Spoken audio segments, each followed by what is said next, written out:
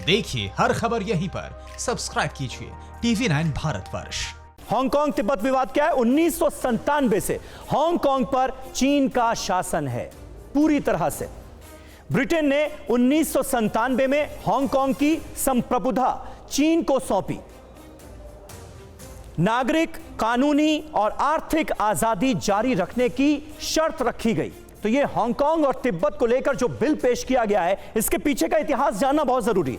चीन के दखल को लेकर हांगकांग में लगातार हिंसक प्रदर्शन होते रहे हैं। चीन के खिलाफ लगातार आवाज बुलंद की जा रही है। चीन ने तिब्बत पर 1951 में कब्जा जमाया।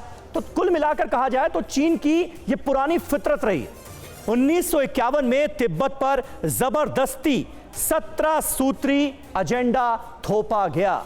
तो ये तमाम वो बातें हैं इतिहास में छुपी हुई, जिनके बारे में जानना भी बहुत जरूरी है। एक बार फिर मैं सज्जनहार साहब आप ही के पास आऊंगा।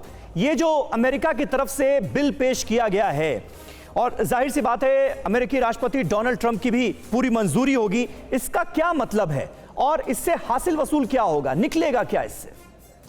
देखिए, ये अगर बिल पास हो जाता है तो बिल्कुल दोनों देश, मेरे विचार से अमेरिका और चीन, युद्ध के कगार पर आकर खड़े हो जाते हैं। अच्छा, तो देखिए, हांगकांग जो है 1898 में ब्रिटेन ने उससे लिया था 99 साल की लीज में। वो 1997 में चीन के पास वापस आ गई और उन्होंने इसको शुरुआत किया जिसे कहते हैं वन कंट्री टू सिस्टम्स। मतलब हांगकांग है तो चीन का हिस्सा, परंतु वहां पर जो सिस्टम है गवर्नेंस का वो थोड़ा अलग होगा, और उसमें अलग 2-3 चीजें हैं बस।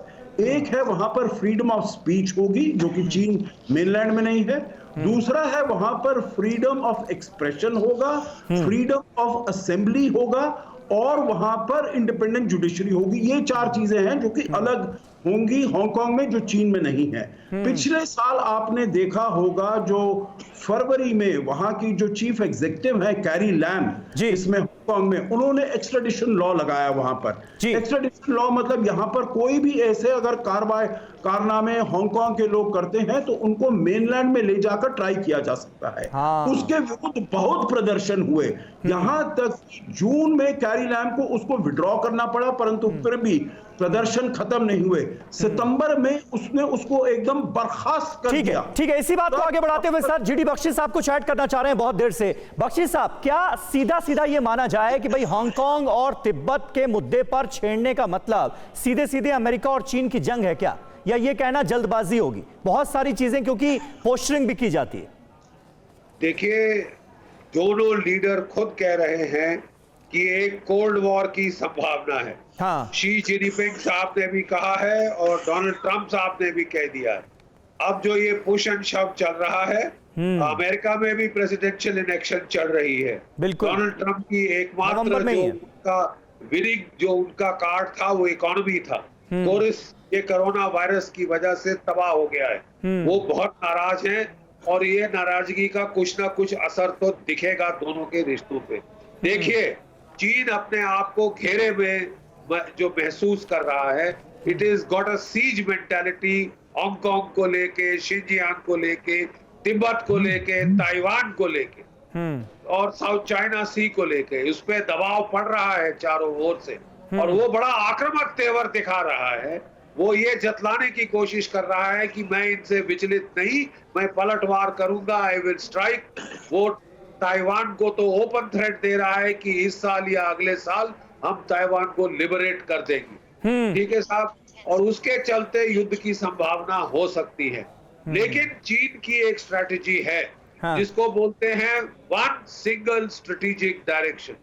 एक टाइम पे जो चीन के फौजी कमांडर हैं वो 2 दिशा में नहीं लड़ना चाहते, वो केवल एक दिशा में लड़ना चाहते हैं। और इस वक्त उनकी चुनिंदा दिशा है पैसिफिक कोस्ट की तरफ, ताइवान की तरफ, साउथ चाइना सी की तरफ, ईस्ट चाइना सी की तरफ। मैं नहीं समझता इसके चलते वो भारत से इस वक्त उलझना चाहेंगे, वो भारत के साथ इस वक्त बड़ा पंगा लेना चाहेंगे, किसी का युद्ध छेड़ना चाहेंगे।